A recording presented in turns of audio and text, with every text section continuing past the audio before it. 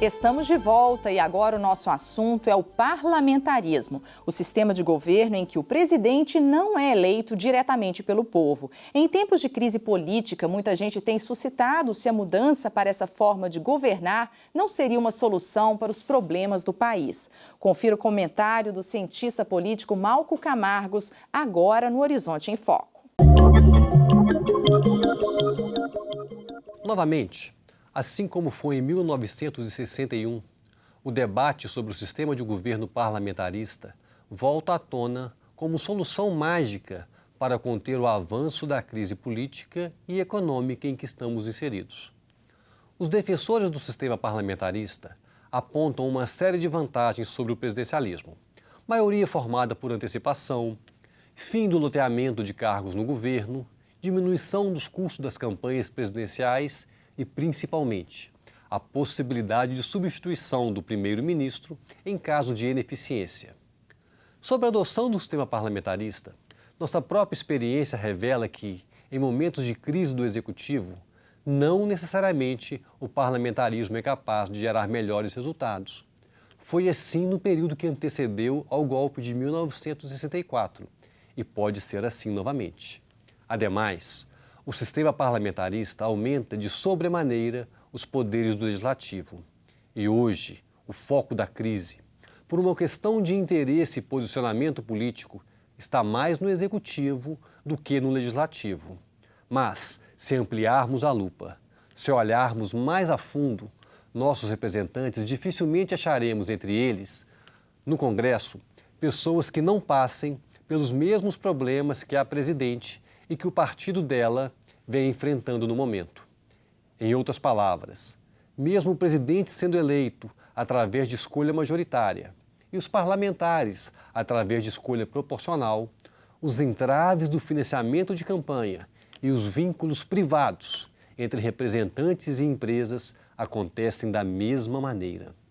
E sendo assim, nem de longe, a escolha de um membro do Congresso nos dará mais conforto neste momento. Afinal, pergunto, você sente que o seu deputado te representa? Nesta semana, comemoramos o Dia da Consciência Negra.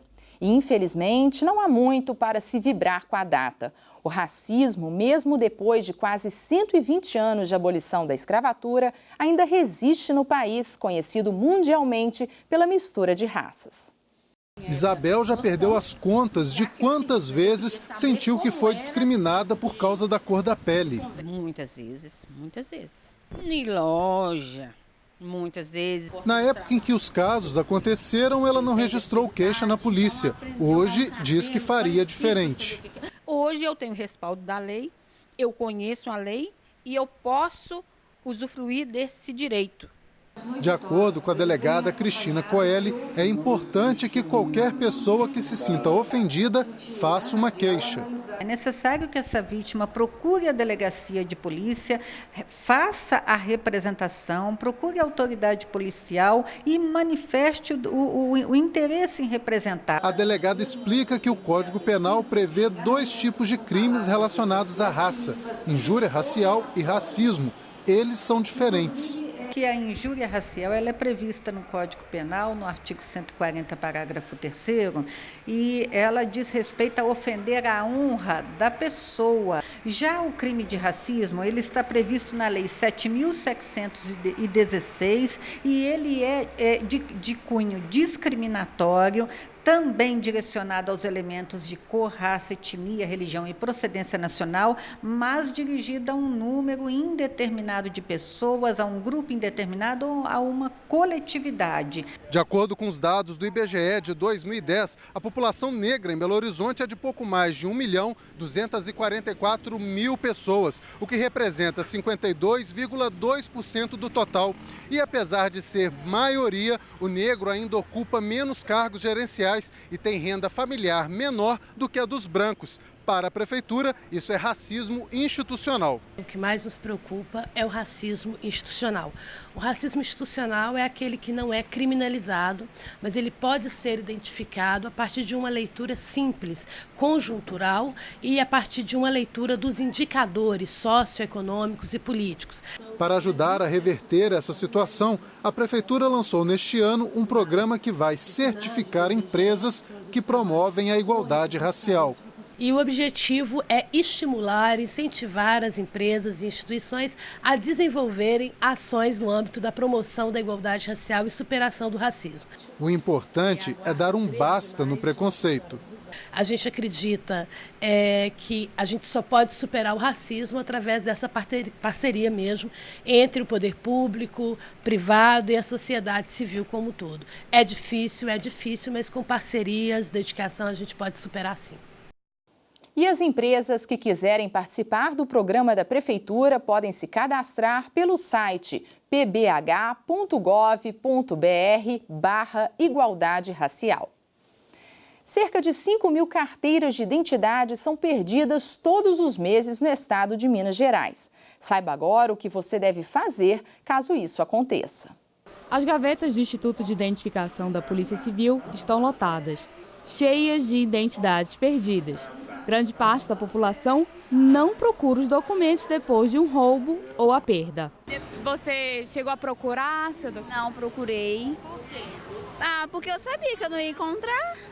Fez boletim de ocorrência? Não. Perdi na rua mesmo. E o que você fez? Eu só tirei a segunda via mesmo, deixei pra lá. No setor de carteiras recuperadas aqui do Instituto de Identificação da Polícia Civil, os números realmente impressionam. Por aqui, pelo menos 100.000 documentos como estes ainda estão à espera dos seus donos. Tudo que é encontrado nas ruas vem para o setor de carteiras recuperadas da Polícia Civil, onde ficam arquivadas por até 5 anos. E por aqui, o que não falta é trabalho. Caixas e mais caixas de identidade para cadastrar. Aqui, no primeiro momento, nós separamos aqui as carteiras que chegam, elas ficam armazenadas aqui nessas caixas que vem no correio. Então é separado, a gente faz uma triagem assim, separando aquelas que não têm condição de ser entregues, porque tem umas que são muito velhas, muito estragadas, tem também xerox, carteira de outro estado, de outro país, então tem que ser feita essa separação. No segundo momento, a gente confere, eu confiro aqui os dados da pessoa, se a carteira é realmente da pessoa. Aí, constatado isso, é lançado no sistema, então, para ser arquivada. A opção de tirar a segunda via de documentos perdidos pode ser a opção mais rápida. Porém, as pessoas devem ficar atentas aos procedimentos que precisam ser feitos em casos de perdas e roubo. A pessoa, quando perde um documento, nós orientamos que a primeira coisa que deve fazer é um boletim de ocorrência. E, em seguida, verificar junto ao órgão, ao Instituto de Identificação, no setor de carteiras recuperadas, se acaso esse documento já não foi encontrado. Mesmo que ele não tenha sido, é interessante que ela insista de tempos em tempos, para ver se o documento chegou ou não, já que isso demora um certo tempo. Fazer o boletim de ocorrência é fundamental, mas não impede a apropriação do documento perdido por uma outra pessoa. Evandro Ferreira foi vítima desse tipo de crime e reforça a importância do resgate da carteira de identidade. Que um documento perdido, ele pode ser encontrado por uma pessoa de má intenção e fazer um péssimo uso desse documento, prejudicando o seu verdadeiro proprietário, cometendo os mais diversos crimes, tanto de estelionato, como também se passando por aquela pessoa. Inclusive, você mesmo foi vítima de uma situação parecida com essa, não é isso? Fui sim. Infelizmente, eu perdi um documento de identidade, mas obviamente tomei todas as precauções necessárias, Fiz um boletim de ocorrência à época e a pessoa que o encontrou, infelizmente, ele era uma pessoa foragida, já se passou por mim por algum tempo e acabou sendo preso. Só quando ele foi preso em meu nome. Ao verificar a situação que não era condizente, eu fui contatado pela polícia, à época, e o caso foi resolvido de uma maneira tranquila. Mas eu poderia não ter tido essa sorte. Já imaginou visitar um museu e se deparar com personagens? Caracterizados e com roupas de época, eles usam todos os recursos para fazer com que o visitante entre em uma viagem pela história de Belo Horizonte. Uma viagem no tempo. Conheceu o prédio? O prédio. Ai, eu também adoro esse prédio, eu venho aqui quase todo dia. O destino é Belo Horizonte da década de 20, data de construção de um dos prédios mais antigos do estado. Os personagens são os responsáveis por recontar essa história. Eu vim aqui a primeira vez nesse prédio lindo, na verdade, há muito tempo atrás, quando eu vim fazer a minha primeira carteira de identidade. E aí eu voltei esses dias, cheguei aqui, pedi para eu fazer a segunda via e não deixaram, não. Fiquei intrigada, fiquei perguntando, rodei tudo, até que eu entendi que não é mais a Secretaria de Segurança Pública, né? Agora é Centro Cultural Banco do Brasil, não é isso mesmo? E o que a senhora achou de diferente da primeira vez que veio e agora?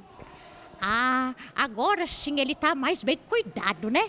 Antes tinha até umas grades, assim, era Secretaria de Segurança com Secretaria do Interior, era um pouco assim confuso, né? Agora está bem cuidado mesmo, muito bonito. Como cada personagem está num período, numa época, o personagem que eu faço, Luiz Eduardo, ele é um jovem pré-adolescente de 12 anos e ele é um jornaleiro dos anos 60.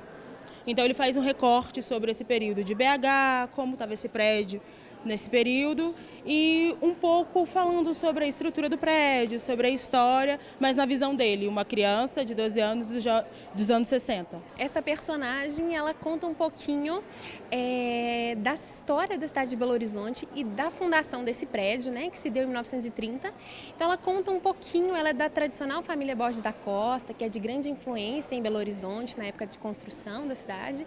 Então ela sai pelo prédio contando a história dela, da cidade, curiosidades, falando sobre arquitetura, e é uma visita que tem muita música, tem dança, tem interação com o público. Então é uma forma da gente falar sobre patrimônio, falar sobre história, memória, arquitetura, de forma muito lúdica, né, para envolver todo o público. A ideia das visitas teatralizadas existe desde que o Centro Cultural Banco do Brasil foi reaberto em 2013. E elas estão sempre assim, lotadas. Eu gostei muito, legal, ela falou da história daqui, eu gostei, aprendi. Então, a visita teatralizada tem uma proposta um pouco diferente das visitas mediadas que a gente faz com os educadores mesmo, que é de trazer com os atores que são da equipe personagens da época. Então é para trazer um pouquinho de conseguir viver um pouquinho essa época. A história do prédio que hoje abriga o Centro Cultural Banco do Brasil se cruza com a história da cidade. No início da sua construção, era aqui que ficavam as secretarias de Segurança Pública e do Interior. A riqueza de detalhes da sua arquitetura neoclássica ressalta a beleza das formas que compõem o prédio. E toda essa história, contada assim, com tanto entusiasmo, fica bem mais divertido. Eu gostei bastante, a visita é muito bacana, né? Assim, o passeio pela história do prédio e mesclando com a história de Belo Horizonte, né? Um ótimo divertimento para as crianças também.